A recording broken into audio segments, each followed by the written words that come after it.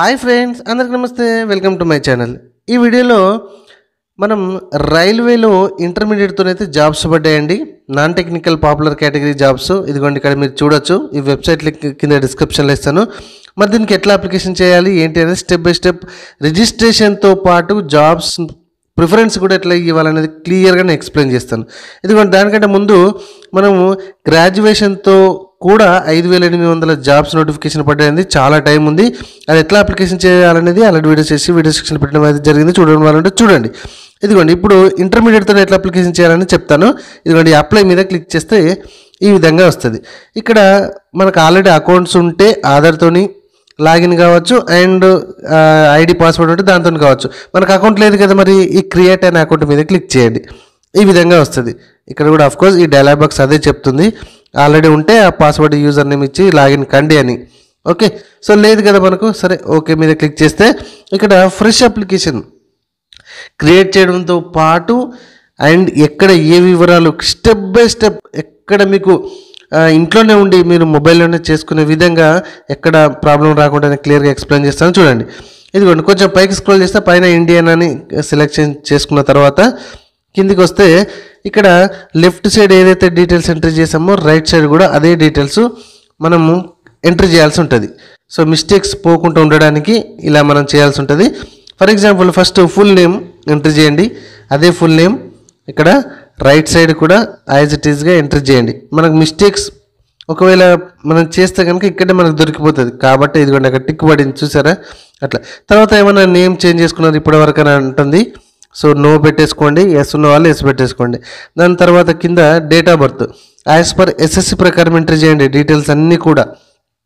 Okay, so మనము తర్వాత date of birth ఇదిగోండి ఇక్కడ లెఫ్ట్ సైడ్ ఎంట్రీ చేసిన తర్వాత మళ్ళీ సేమ్ రైట్ సైడ్ రీటైప్లో మళ్ళీ చేయాలి. అండ్ జెండర్ కూడా మేల్ ఆఫ్ ఫీమేల్ సెలెక్షన్ చేసుకోండి. తర్వాత father name, okay, so father name కూడా ఎంట్రీ చేసిన తర్వాత మళ్ళీ రైట్ సైడ్కి మళ్ళీ సేమ్ ఫాదర్ నేమ్. తర్వాత మదర్ నేమ్ మళ్ళీ రైట్ సైడ్ కూడా రీటైప్లో మళ్ళీ మిస్టేక్స్ పోకుండా ఉండడానికి మళ్ళీ ఎంటర్ చేసాము. కొంచెం పైకి స్క్రోల్ చేస్తే ఇక్కడ కాంటాక్ట్ డీటెయిల్స్లో ఈమెయిల్ ఐడి. సో ఈ ఈమెయిల్ ఐడి నెట్ బ్యాలెన్స్ మీ దగ్గర ఉండాలండి ఖచ్చితంగా, ఎందుకంటే ఓటీపీ వస్తుంది. కరెక్ట్ మీ దగ్గర రెగ్యులర్గా యూజ్ చేసేటువంటి ఈమెయిల్ ఐడి ఎంట్రీ చేసేసి ఇక్కడ జనరేట్ ఓటీపీ అనండి. గెట్ ఓటీపీ అని అంటే ఈమెయిల్ ఐడి ఓపెన్ చేయండి, ఈమెయిల్ ఓపెన్ చేయండి, దానిలో ఓటీపీ వస్తే చూడండి. సో వచ్చిన ఓటీపీని తీసుకొచ్చి అక్కడ ఎంట్రీ చేయండి. సో ఇట్లానే రెగ్యులర్గా మీకు అర్థమయ్యే టైప్లో సింపుల్గా ఎక్స్ప్లెయిన్ చేస్తానంటే ప్రతి జాబ్ నోటిఫికేషన్ ఇన్ఫర్మేషన్ మన వీడియో సెక్షన్లో వచ్చిన వెంటనే వీడియో చేసి పోస్ట్ చేయడం అయితే జరుగుతుంది. కాబట్టి మన ఛానల్ని మొట్టమొదటిసారిగా చూసినట్లయితే ప్లీజ్ సబ్స్క్రైబ్ చేసుకోండి, ఒక చిన్న లైక్ చేయండి. ఎందుకంటే మొబైల్ నెంబర్ కూడా ఎంటర్ చేయండి, గెట్ ఓటీపీ అనండి. మొబైల్ ఎంట్రీ చేసిన మొబైల్ నెంబర్ కూడా ఓటీపీ వస్తుంది, తీసుకొచ్చి అక్కడ ఈ విధంగా ఎంట్రీ చేయండి. సో ఎంట్రీ చేశారు కదా, సో ఇది కూడా వ్యాలిడ్ ఆటోమేటిక్గా అయిపోతుంది. ఇక్కడ వెరిఫికేషన్ త్రూ ఆధార్ కార్డ్ అని కనబడుతుంది.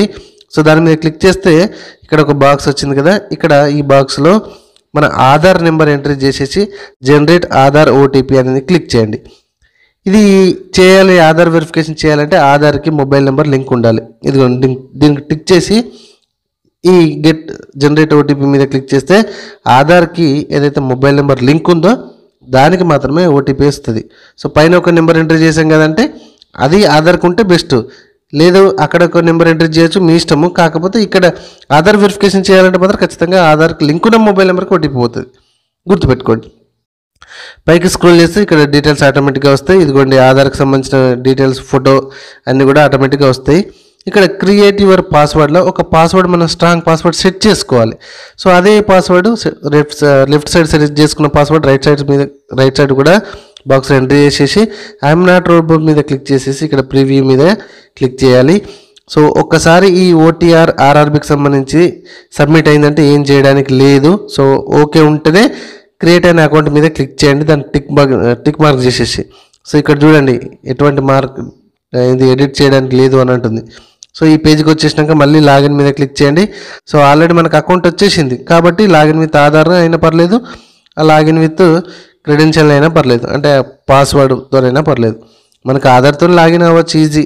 సో మొబైల్ నెంబర్ ఎంటర్ చేయండి, టిక్ మార్క్ చేసేయండి, జనరేట్ ఆధార్ ఓటీపీ అనండి. సో ఆధార్కి లింక్ ఉన్న మొబైల్ నెంబర్కి ఓటీపీ వచ్చింది చూడండి, అక్కడ 4 డిజిట్స్ మొబైల్ నెంబర్ కూడా మనకు చూపెడుతుంది. సో ఓపెన్ చేయండి. ఓపెన్ చేస్తే మనకి ఓటీపీ వస్తుంది, ఎంట్రీ చేయండి. ఐఎమ్ నాట్ రోబోట్ మీద మళ్ళీ టిక్ మార్క్ చేసి లాగిన్ అవ్వండి. ఓకే, సో క్లియర్గా స్టెప్ బై స్టెప్ ఎక్స్ప్లెయిన్ చేస్తాను. ఇక్కడ నుంచి చాలా జాగ్రత్తగా చూడండి. సో ఆన్లైన్ అప్లికేషన్ మీద నేను ట్యాప్ మీద ఆ బటన్ మీద క్లిక్ చేస్తే ఈ విధంగా వస్తుంది. ప్రజెంట్ మనకి 2 రకాల జాబ్స్ అయితే నడుస్తున్నాయండి. ఇక్కడ గ్రాడ్యుయేషన్ పోస్టులకు సంబంధించి అండ్ అండర్ గ్రాడ్యుయేషన్ పోస్టుకు సంబంధించి ఆర్ఆర్బీలో నడుస్తుంది, అంటే ఇంటర్మీడియట్తో. సో జోన్, మీకు నచ్చిన జోన్ సెలెక్షన్ చేసుకున్న తర్వాత, నేను ఇప్పటివరకు ఆర్ఆర్బీ కానీ ఆర్ఆర్సీ కానీ డిబార్ కాలేదు అండ్ అన్ని నోటిఫికేషన్లకి చదువుకొని, అంటే ఈ నోటిఫికేషన్ చదువుకొని అప్లై చేస్తున్నాను టిక్ మార్క్ చేసేసేయాలి అండ్ నెక్స్ట్కి రావాలి. ఈ విధంగా వస్తుంది. ఓకే, చాలా సింపుల్. సో గ్రాడ్యుయేషన్తో ఎవరైతే అప్లికేషన్ చేద్దాం అనుకుంటారో ఆ వీడియో చూడండి. 5800 వేకెన్సీస్ ఉన్నాయి. ఇప్పుడు మనం చేసేది under graduation, nothing but intermediate. So ఇక్కడ మీకు మ్యారీడ్ పెళ్ళి అయిందా కాలేదా అని అడుగుతుంది. తర్వాత మీ యొక్క రిలీజన్ అడుగుతుంది. సో రిలీజన్ అంటే సెలెక్షన్ చేసుకున్న తర్వాత మదర్ టంగ్, ఆ తర్వాత choice of examination language. So exam ఏ లాంగ్వేజ్లో రాద్దాం అనుకుంటారో సెలెక్షన్ చేసుకోండి. తర్వాత పుట్టుమచ్చలు ఒక 2 ఎంట్రీ చేయండి.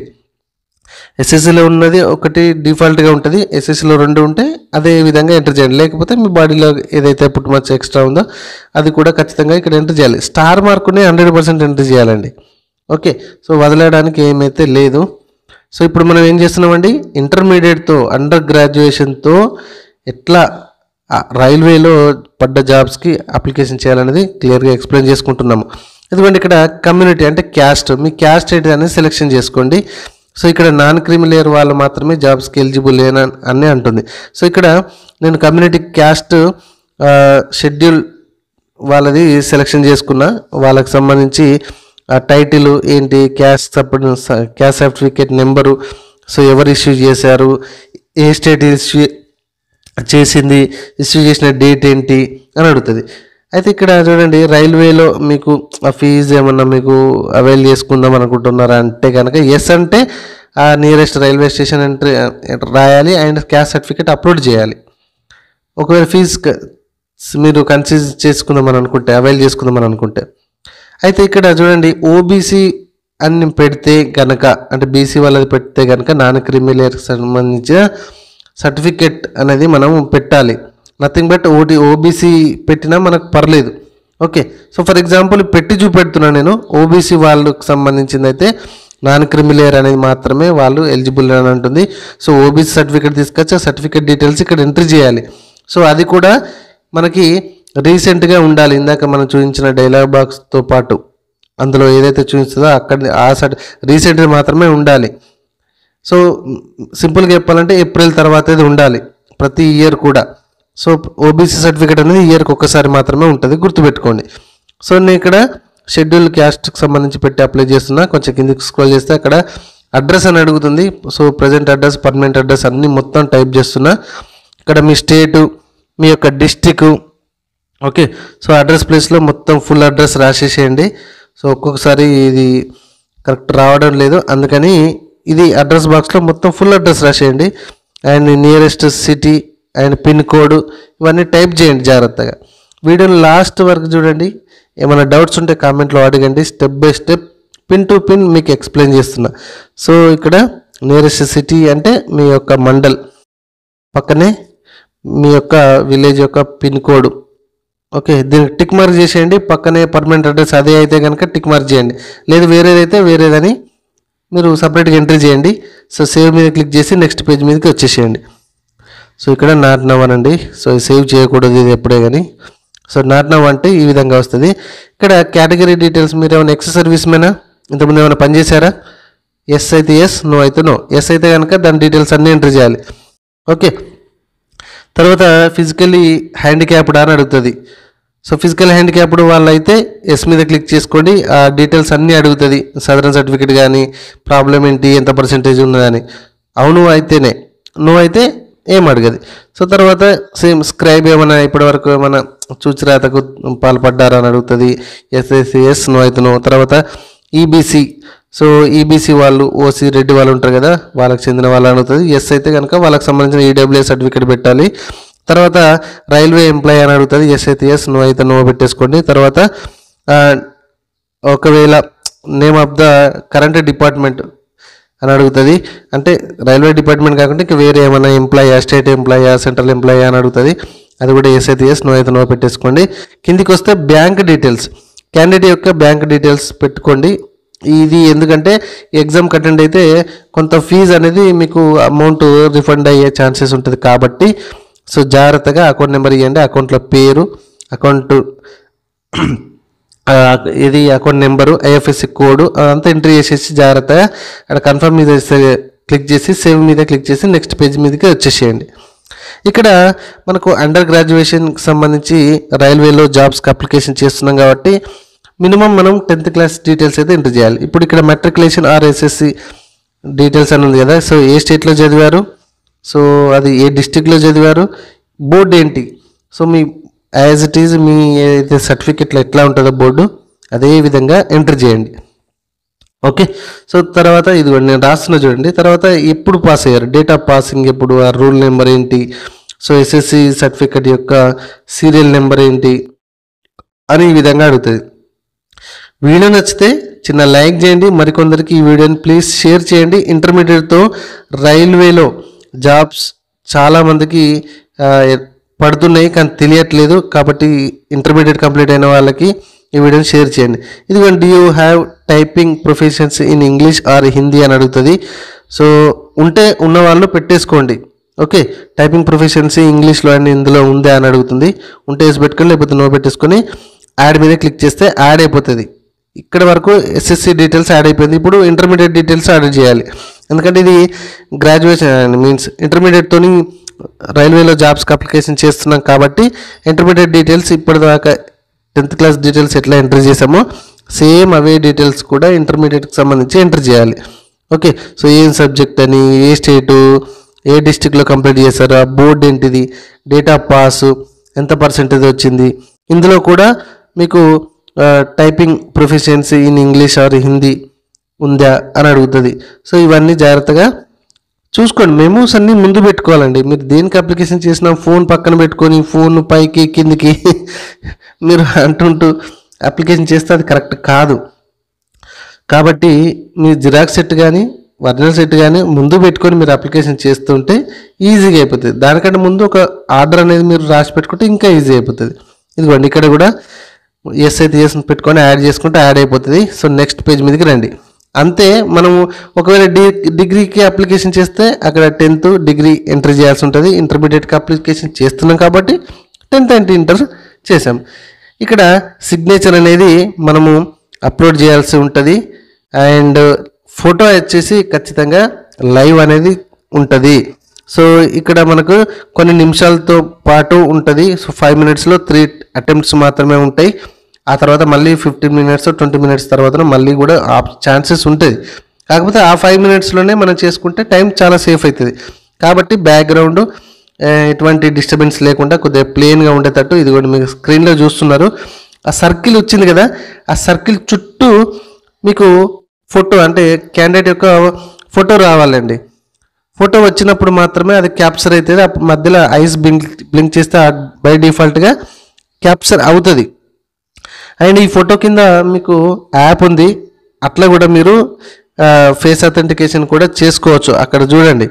ఓకే. సో ఇదిగోండి, ప్రాబ్లం అయింది కాబట్టి మళ్ళీ లైవ్ తీస్తున్నా. ఓకే. సో ఈ క్యాప్చర్ ఈ రౌండ్ అప్ ఉంది కదా, దాని చుట్టూ 80% మీ ఫేస్ ఉన్నప్పుడు మాత్రమే క్యాప్చర్ అవుతుంది. అంతవరకు మీరు ఎన్నిసార్లు దూరంగా పెట్టి చేస్తే అది అస్సలు కాదు. కాబట్టి కొంచెం దగ్గరికి వెళ్తేనే మీకు ఇదిగోండి ఈ విధంగా అయిపోతుంది. ఓకేనా. సో ఈజీగా ఈ విధంగా మీరు లైవ్ క్యాప్చర్ అనేది చేయండి. అండ్ దానికి సంబంధించి సిగ్నేచర్ కూడా అప్లోడ్ చేసేసి సేవ్ మీద క్లిక్ చేయండి. సో నెక్స్ట్ పేజ్ మీదకి వస్తే ఇక్కడ మనకి post preference, so eligibility post zone వైజ్గా మీకు రావడం అయితే జరుగుతుంది. మీది ఏదైతే మీకు అక్కడ ఎంట్రీ చేసిన డీటెయిల్స్తో పాటుగా ఇక్కడ రావడం అయితే జరుగుతుంది. ఇక్కడ చూడండి, మీరు ఒకసారి నోటిఫికేషన్ చూడండి. నోటిఫికేషన్ ప్రకారం మీ కేటగిరీ ప్రకారం ఏ పోస్ట్కి ఎక్కువ ఉన్నాయి అనేది నోటిఫికేషన్ ఓపెన్ చేసి చూసుకున్న తర్వాత ఈ పోస్ట్కి అనేది అప్లికేషన్ చేసుకోండి. సో నేను ప్రతిసారి అదే చెప్తాను, నోటిఫికేషన్ చదవకుండా అప్లై చేయొద్దు అని. ఓకే. సో ఈ విధంగా మీరు వాటి మీద క్లిక్ చేస్తే రైట్ సైడ్కి యాడ్ అయిపోతూ ఉంటుంది. సో మీకు ఏదైనా కావాలంటే దాన్ని పట్టుకొని పైకి డ్రాగ్ చేయడం, కిందికి డ్రాగ్ చేయడం కూడా పోస్టులను జరుపుకోవచ్చు, ప్రాబ్లం లేదు. ఓకే, అర్థమైందా? సో ఈ ఆర్డర్ అనేది ఖచ్చితంగా సెట్ చేసుకోండి. నోటిఫికేషన్ చూసి చదివి మీ కేటగిరీకి ఎన్ని ఉన్నాయి ఏంటి అనేది క్లియర్. సో కొంచెం కిందికి వస్తే ఆ ప్లేస్ రాయండి అండ్ సేవ్ మీద క్లిక్ చేయండి. సో సేవ్ అయిపోతుంది. సో ప్రివ్యూ అప్లికేషన్, సారీ ఇక్కడ మర్చిపోయాను. సో టిక్ మార్క్ చేసేసి ప్రివ్యూ అప్లికేషన్ మీద క్లిక్ చేయండి. ఒక్కసారి మీ ప్రివ్యూ ఇప్పటిదాకా ఎంటర్ చేసిన డీటెయిల్స్ అన్నీ కూడా మళ్ళీ చెక్ చేసుకోండి. డౌట్స్ ఏమైనా ఉంటే ఎడిట్ చేసుకోండి, లేకపోతే టిక్ మార్క్ చేసి సబ్మిట్ మీద క్లిక్ చేయండి. ఈ విధంగా వస్తుంది. ఒకసారి సబ్మిట్ చేస్తే ఏం సంబంధం లేదా ఉంటుంది. సో ఇక్కడ పేమెంట్ మీద ఇక్కడ బ్లూ మీద క్లిక్ చేస్తే ఈ విధంగా వచ్చింది. మళ్ళీ టిక్ మార్క్ చేసేసి ప్రొసీడ్ మీద మళ్ళీ క్లిక్ చేయండి. సో ఇక్కడ కొంచెం పేమెంట్స్ ప్రాబ్లం ఉన్నట్టు అనిపిస్తుంది, ఎందుకంటే నిన్న సరిగ్గా ఓపెన్ కాలేదు. ఓపెన్ అయితే వెల్ అండ్ గుడ్. సో ఈ విధంగా వస్తుంది. ఇక్కడ మనం క్యూఆర్ కోడ్తో కూడా కట్టేయచ్చు, డెబిట్ కార్డ్, నెట్ బ్యాంకింగ్, ఎట్లనైనా చాలా రకాల ఆప్షన్స్ ఇవ్వడం అయితే జరిగింది.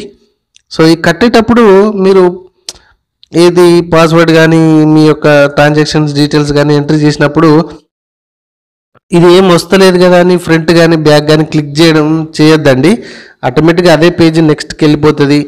పేమెంట్ కట్ అయిన తర్వాత ఏం క్లిక్ చేయకండి, ఆటోమేటిక్గా అదే వెళ్ళిపోతుంది. ఇదిగోండి ఇక్కడ కింద కూడా మీకు ఇవ్వడం అయితే జరుగుతుంది, అది చదవండి. సో మొత్తానికైతే మీ పేమెంట్ ఈ విధంగా సక్సెస్ఫుల్ కావడం అయితే జరుగుతుంది. ఇక్కడ అప్లికేషన్ హిస్టరీ మీద క్లిక్ చేయండి. ఇక్కడ కన్ను ఐ సింబల్ ఉంది కదా, దాని మీద క్లిక్ చేయండి. మీకు అప్లికేషన్ ఉంటుంది అండ్ ప్రింట్ అప్లికేషన్ తీసుకోండి. అదే అప్లికేషన్ హిస్టరీలో మీకు ఒకవేళ మధ్యలో పేమెంట్ ఏమైనా ఫెయిల్ అయితే అక్కడి నుంచే మళ్ళీ కంటిన్యూ అయ్యి మీ పేమెంట్ అనేది మళ్ళీ కట్టుకోండి. ఒక్కొక్కసారి మధ్యలో పేమెంట్ ఫెయిల్ అయితే 15 minutes తర్వాత కట్టమని ఉంటుంది. మళ్ళీ అదే డీటెయిల్స్ హిస్టరీ మీదకి వెళ్ళి పేమెంట్ కట్టేసుకోండి. ఈ విధంగా మనం రైల్వేలో ఇంటర్మీడియట్తో జాబ్స్కి అప్లికేషన్ చేసుకోవచ్చు. ఈ వీడియోని మరికొందరు షేర్ చేయండి, ఎందుకంటే ఇంటర్మీడియట్తో జాబ్స్ కోసం చాలామంది ఎదురు చూస్తూ ఉంటారు కాబట్టి ప్లీజ్ షేర్ చేయండి. మీకు ఏమైనా డౌట్స్ ఉంటే కామెంట్లో అడగండి. ఇంకా నేను ఏమైనా మిస్టేక్ చేసి మీకు అప్లికేషన్ చేసినట్లు అనిపిస్తే నాకు క్షమించండి ప్లీజ్, అది కామెంట్లో చెప్పండి, నేను తప్పేంటో తెలుసుకుంటాను. Thank you very much.